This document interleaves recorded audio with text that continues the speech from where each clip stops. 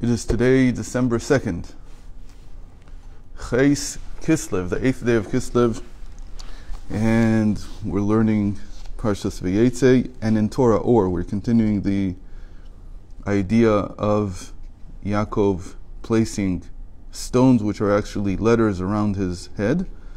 And we saw that the Alter Rebbe says that it says he took one stone, me'avnei hamakom, from the stones in that place.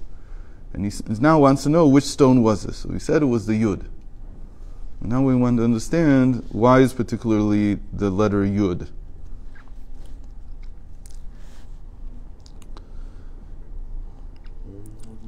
We're at the bottom of Kaf Beis Aleph. Vinei Ktiv. We began it yesterday. Remember? Vinei Ktiv? Kaf Beis Aleph. You got it? Yeah. Let me show you. You have it? Vinei Ktiv vayikach me'avnei hamakom velo kol avnei. So he took from the stones, not all of them. Lefi shelo kol haotiyot yesh lahem koach zeh. Because not all the stones have the power to really connect the heavens and the earth. Not all the stones have the ability to do what he wanted them to do, which was to prepare him for his journey. And he's going into the place where there is no presence, as it were, of godliness. So he wants to prepare in some way. He wants to infuse his mind, infuse his head with the power of connecting the heavens and the earth. Ela ota yud. The only one that has this power that he needs is the letter Yud. Why? Because Yud and Yud Kei Vav Kei and the Tetragrammaton, the first letter is Yud. And we know that the four letters of God's essential name, Yud Kei Vav Kei, correspond to wisdom, understanding, the emotions, and kingdom. So the first one is wisdom, Chokhmah. So the Yud is Chokhmah. V'chokhmah u koach ma. And Chokhmah is the power of bittul, of nothingness, of self-nullification. V'lachach shoresham u'mitgale or ein sof baruch hu. So it is the connection to the infinite. And graphically, that's the idea that the Yud is the smallest of all the letters. That it's like that you need to lessen yourself. You have to nullify yourself. And the more you nullify yourself, the more you open yourself up to the Ein Sof, to the infinite. And we've talked many times about the fact whether the infinite is the crown, right? Because above the Yud Kei Vav Kei, we have the Kutzo Shel Yud. We have one of the horns of the letter Yud, which is even smaller. And that's considered to be a representation for the Sphira of crown, which is above wisdom. And wisdom emanates from it. So there's a whole discussion about whether the crown and the infinite are the same thing. The answer is that they're not. Okay? But the highest part of the crown is the first, we would call it, manifestation of the infinite. Atik, what we call Atika Kadisha. What does this mean? That the infinite reveals itself only to those who are nullified, who have self-nullification. Meaning that they don't count themselves as a separate creation. Like what the Maggid explained. Maggid's Yortzeit is Yutet Kislev, the 19th of Kislev. So this whole month is in the aura of the Maggid. The Maggid explained that when God created the world, He took nothingness and made something from it, made being out of nothingness. And the tzaddikim and the righteous people in every generation, they take being and they transform it back into nothingness. How do they do that? That is bittul. That was his big chiddush over the Baal Shem Tov. The Baal Shem Tov didn't talk about self-nullification at all. He never, I don't think he even mentioned it. If he did, it was in passing. It wasn't a part of Chassidus in the beginning that you needed self-nullification. It wasn't a fixture of Chassidus. The Maggid is who introduced that idea.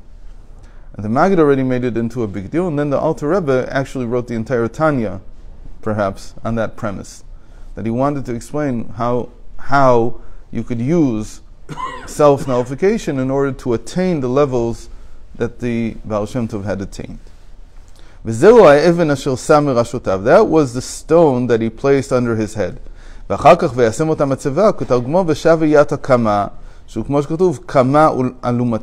וגם ניצבה שמה, וגם ניצבה שמה, שהייתה האבן מונחת למטה בארץ, אחר כך הקים אותה והגביה אותה עוד ממטה למעלה, והיינו עלייה אחר עלייה לבחינת ומקורות י"ג מידות רחמים עליונים, שהם בחינת י"ים וו"ים, כי מקום מניקת השערה והגומה שלה הוא בחינת י' והשערה עצמה שהיא המשכה הוא בחינת ו'.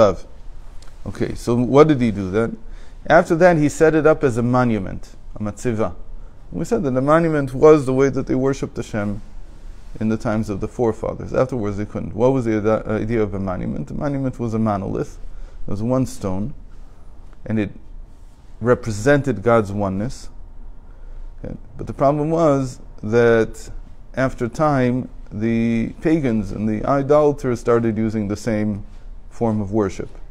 So because they did, so it became hated by God, not to use it anymore. It's a very interesting thing because we don't usually think that way. Because we do something and then the non-Jews do something like that, we discount what they do.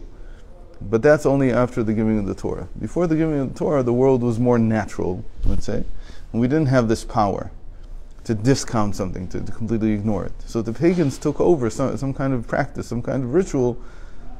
In a sense, they won. We didn't want to continue doing that. Again, because things were more natural, so it was hard to say, "Oh, we originated that," or "You were." There would be a confusion. So we made it into a monument, and the translation of the Torah into Aramaic says that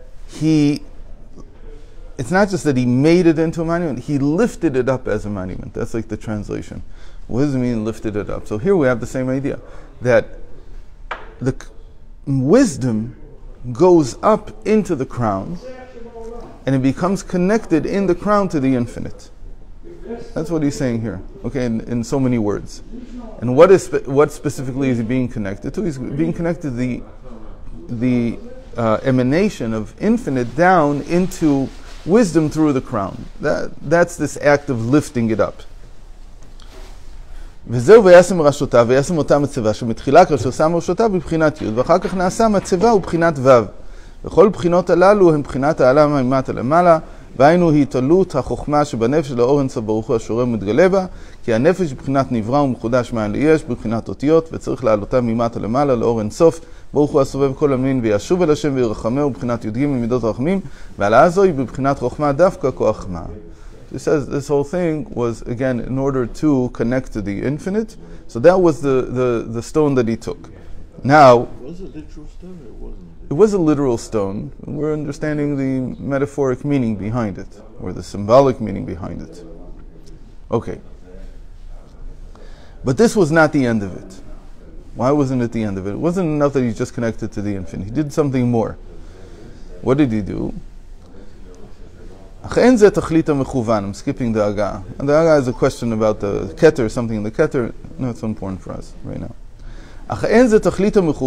This was not the end of the process. This was not the purpose that he had set out to do. After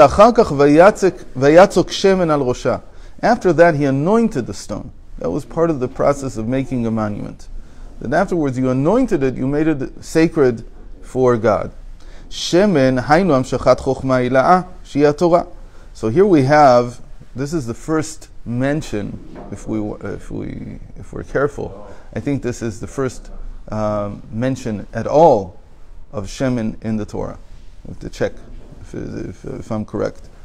The first time the oil is mentioned. It's also related to Kislev, right? Because Kislev is the month in which we start Chanukah. Chanukah is a celebration in the end of oil. Why oil? Because it's the celebration of the revelation of the secrets of the Torah. You could look at Chanukah as a victory, a military victory. You could look at it as a miracle, right? Those are the two usual ways in which Chanukah is viewed by people. Either it's the victory of freedom over tyranny, or something like that, which is whatever, or it's a miracle of the oil lasting for 8 days. But the real miracle is when you say that oil lasted for 8 days, it's a symbolic gesture of what? It's symbolizing the fact that the Torah, especially its inner dimension, is infinite. So if you take a little bit of it any little piece of Torah that you take, you can develop it infinitely. It develops infinitely forward. So that's the thing that really we're celebrating. This infinity which appears in the oil. The oil is a symbol, particularly for the Torah's inner dimensions. So this is, if I'm not mistaken, this is the first mention of oil in the Torah altogether. It wasn't mentioned before at all. So this is in the month of Kislev. Why the month of Kislev? Because this is the month of dreams.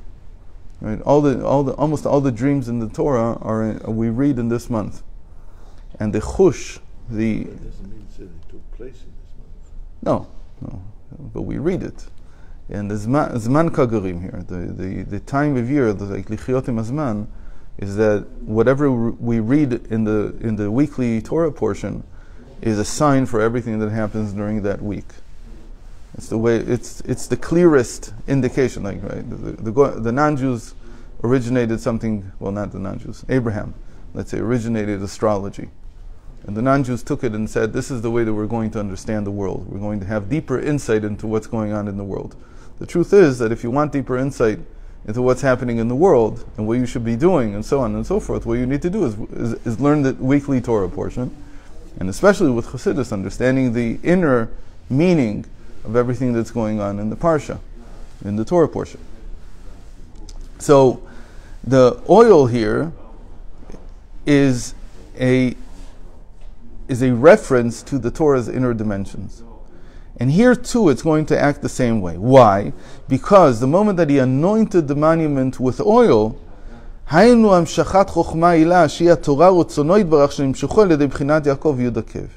says the oil here, what does oil do? Oil is a lubricant. It makes stuff flow. So it says between the infinite and the finite there's an unsurpassable gap. What's the only thing that we know that can somehow get through that gap? It's like, what's the only thing that can get through a black hole without being disintegrated into nothing? Well, something that already is nothing. If I'm nothing, I'm not affected by it. Right?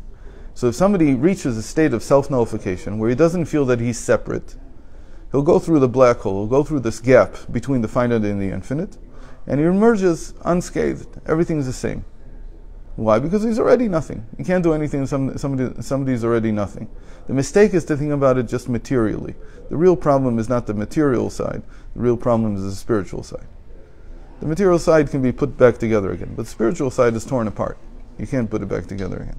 So you have to be nullified to begin with. But there is a lubricant also for the other direction. What if something needs to pass from above to below, from the infinite down to the finite? Not that I should go up, but that it should come down. So what does he say here? It says that the oil is the lubricant that allows the supernal wisdom, the wisdom of the infinite, to come down into our reality. Now here, infinite, there's different meanings to infinite. Here, infinite means without end.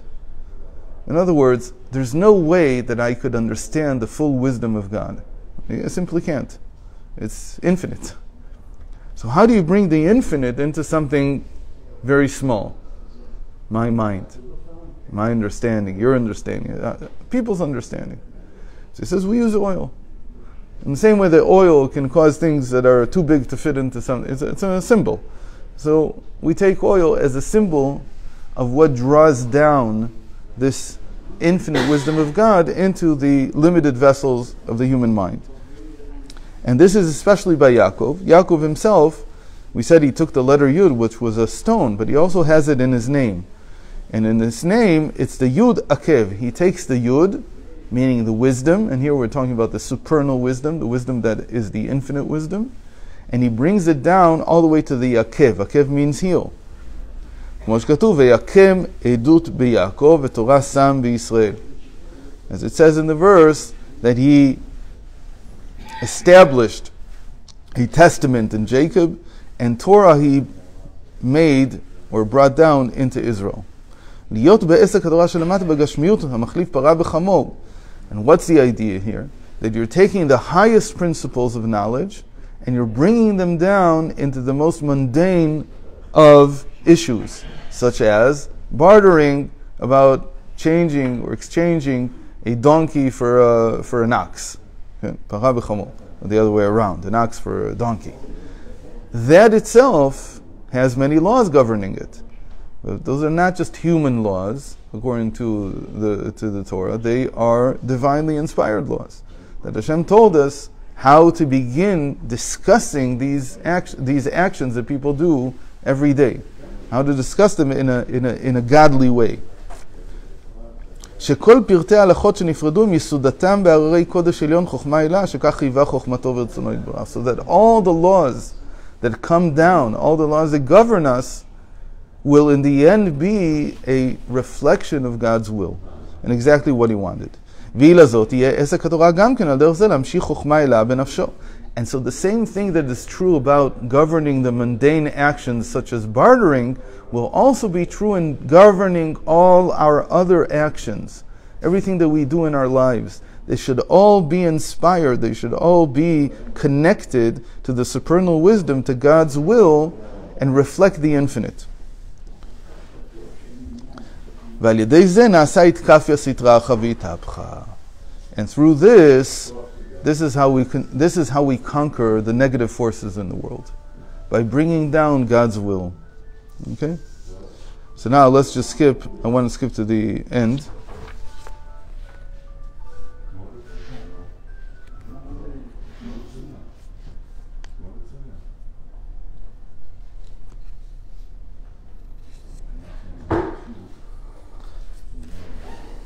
Okay, so the end is on the next page.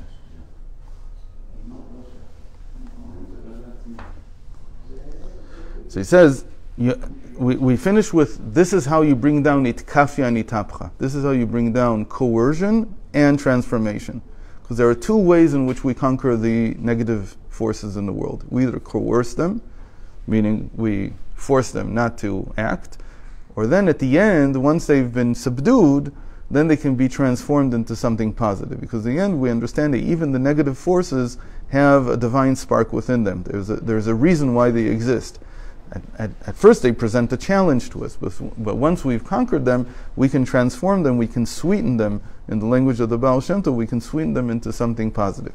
So now, the Sitkafia Itapcha turns the place that Yaakov was going to into something positive. Where was he going? He was going to Haran. Okay? So look here at the 9th line, down from the beginning of page 44. You see that? 9 lines down. Just count them.